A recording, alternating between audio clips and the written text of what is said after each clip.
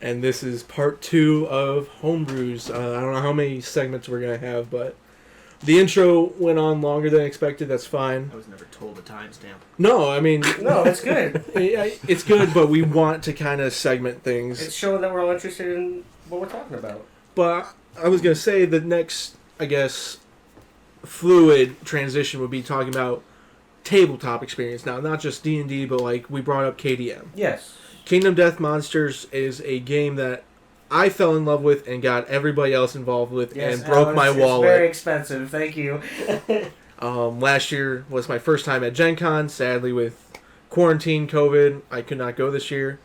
But I went down there, spent, I think, close to $600 on KDM expansions. God, was it worth it? It is worth it.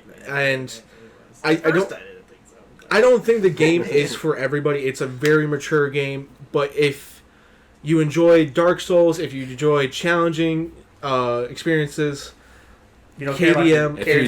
If you don't have object permanence, you'll be great. Yeah, exactly. Yeah, don't get stressed with your character. I hate it, but like that's the fun part. Exactly. Get more into it. Losing in KDM is fun. Yeah, and that is something I cannot say about a lot of board games. Anything else. Yeah, like when I lose in Uno, I'm upset. If I lose in actually tabletop simulator Uno. Dude, yeah, you can't call Uno fast enough. You're getting gone, dude. Yeah, because we play with the button, and when you see someone who has 2 cards left, you just hover over it, and it's impossible for the person who has to click their card and then click the center to get there in time. You have better internet than me, man. My ping is on point. But I was gonna say, playing on Wi-Fi. This is not fair. I also have Gloomhaven, and in Gloomhaven, that game's fucking hard, and I hate losing it. I have fun. I think KDM's way harder. KDM's hard, like, but you got to be on point with mechanics. Gloomhaven can be harder at higher levels. It took a long time to figure out. Well, I don't think we ever got higher levels. No, it took us a while to figure out like some of the fucking monsters and how we had to set ourselves up. Are you talking about KDM? Yeah, KDM. KDM's hard, right, dude? The freaking like the. Everything's difficult. All the decisions you have to make, like all the armor bases, the weapons. Having a baby's difficult. Yeah. Well, yeah, you roll fucking... Having a baby, you just die. 5, you're dead. Die. Or you just have a permanent scar and they go, yep, you can't fight anymore. You're deformed. But I was going to say, I think... Jeez. It's not wrong. It's not wrong. It happened, dude. Or you become so blind you're good at fighting. Oh my god. The katana mastery. Yeah, the blind katana mastery. But I was gonna say, I think this is gonna just be a KDM, just quick tidbit. Oh, that's fine. I'm gonna stick on it for 20 minutes minimum. KDM base set is beautiful, but every single expansion I got was just amazing. Even for the price drop. The Dragon King expansion is my favorite. The new campaign setting where you're working under the dragon because you're his godchildren. I love that. That was fun. a very That is such a good thing. I like how we kind of made it into Super Saiyans. Yes, we did. Yeah, we broke it. Yeah, and it was like, I mean, because they're a Super Saiyan compared to human. Yeah, because you're supposed to get like the traits and ascend, and you're supposed to be powerful because at the end you have to fight the dragon, which is 10 times more powerful. Which is your god. Couldn't even imagine. Yeah. And just every single mechanic in KDM is just so... I mean, just fighting the Tyrant was... The Dragon Tyrant was fucking brutal. Oh, yeah. Every encounter we had It's brutal. bad. I was going to say... Sometimes. Yeah, you either figure them out. I think we had one that we didn't have anyone die, but I rolled on the death table 4 times. Yeah. And I left with 2 broken legs. The portals? Yeah, I think so. That was the Dragon the Hand of the King. Hand of the King. Yeah. Oh my god. I don't remember which one it was, but... Slenderman? Slenderman was rough. I think that's the one where no one died, but I left with 2 broken legs. No, Portals was the Tyrant. Yeah. Yeah. And we figured that out. Like, you run the farthest away, so it goes there. I mean, like, it's so this just to segue into, like, not really a segue, but like a small tidbit to branch off. Just a hoverboard. Yeah, just a Heelys real quick. I've been thinking about Heelys a lot recently.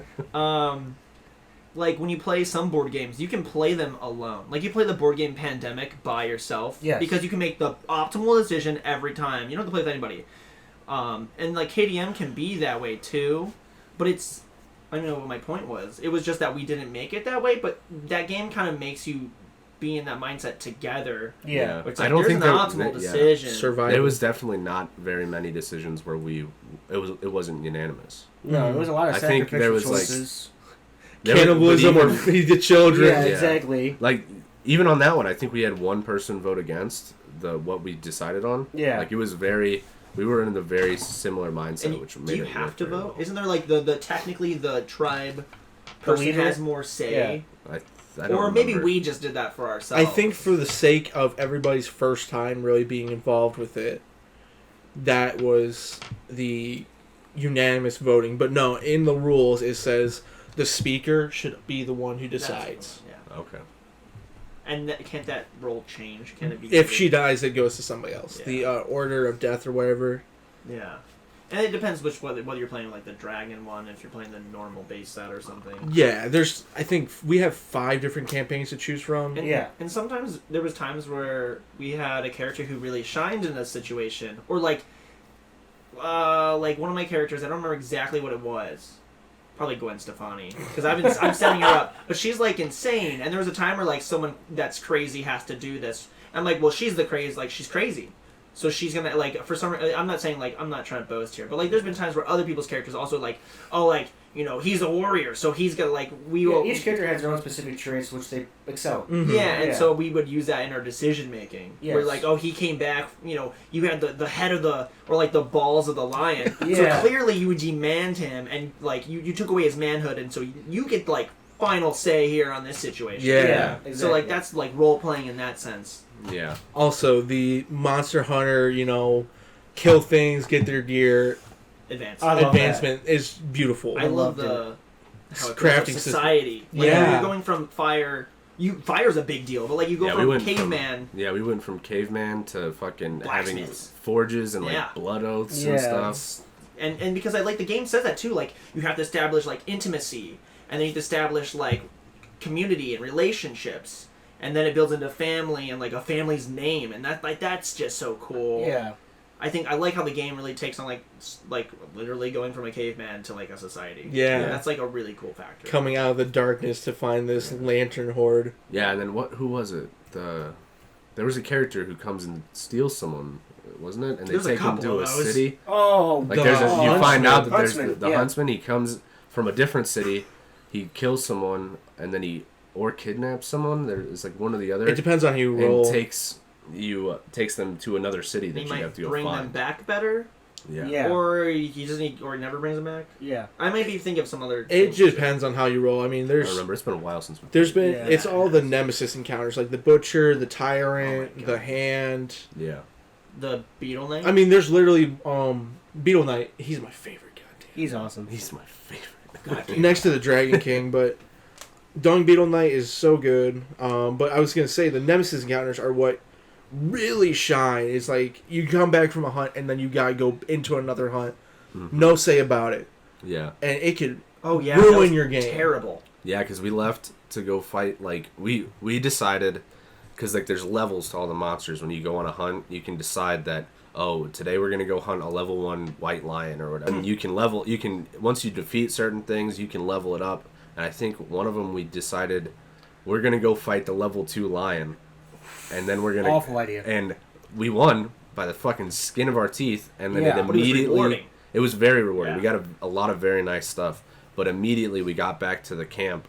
And there was someone there that we had to fight. It was one of the Nemesis. Mm-hmm. And we had no time to recover. We couldn't switch out people from our party. Because you can use as many people as you want. Like, you have, like, your town. And you can literally be like, okay, this guy's going this time. And we couldn't do that. We literally had 2 fights. The most brutal fight we had yet, into the most brutal fight we had right after that. Yeah. It was brutal. Those Nemesis encounters are just so set up to be like, we're going to kill you. Yeah. But if you win, trust me, you got rewards. Because I think the Butcher is a really unique thing where if it kills survivors, it gets more powerful. Yeah. It levels up as you fight. I don't think we fought the Butcher, did we? That was the first Nemesis encounter in the first campaign. Yeah. Yeah. And survivors are the player characters. Yes. Yeah, just trying to get that across. Yeah. But goddamn, KDM. I miss it. I gotta get all my figures back, and I want to play it again, but I just gotta figure out We times. should do a podcast where we just play KDM. We could do just KDM play podcast. Yeah. The problem with that is we are already running into problems of mics. And we only have 4 people. We had like 8 people playing KDM. That's true. I was gonna say we gotta downsize with that. And I feel bad. Or upscale this. Yeah, that's this. I mean, Well, that's that's expensive. That's almost as expensive as KDM. oh my god. Yeah, actually. Do you want to have good quality audio or KDM? I was gonna say if we do KDM, I would like to even record it. Yeah. Because I think that will be really awesome. I mean, there's ways we could just, if we have, because we have people with mics, we just have to bring multiple computers and figure out how to send files and add them all together. We could make it work. Yeah. It's a matter of making it work. If you want to see us play KDM, leave a comment, like, and subscribe. Do that. And if you comment, I will comment back and call you a bitch. Yes. Not really. I'm sorry. We like to banter. But did you want to talk about more tabletops? I was going to say, I think we already mentioned Gloomhaven. Yes. I was going to say, I have excitement for Frosthaven, which is the new game that Isaac is making. Okay. I've never played either. I mean, I guess one of them's not out, but I haven't played Gloomhaven. Yeah, Gloomhaven is a really cool game. Frosthaven sounds like Gloomhaven. It's a sequel.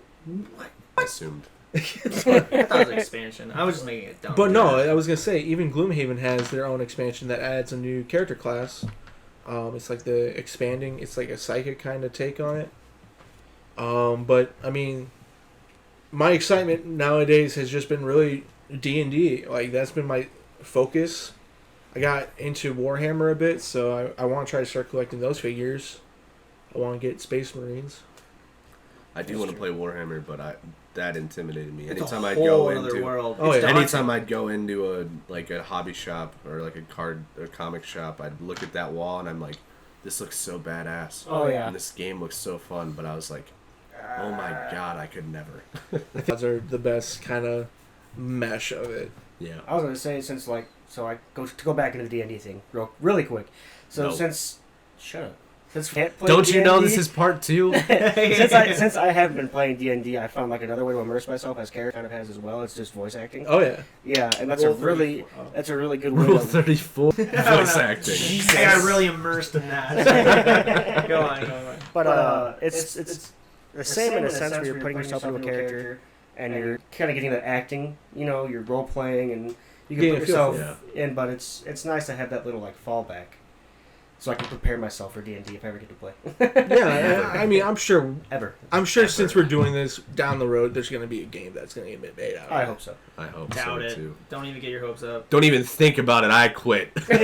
I'm leaving this podcast. You guys couldn't handle me. One day in, one day out. Jesus.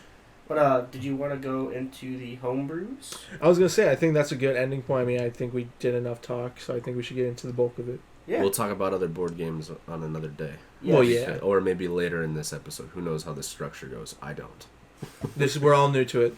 Yeah.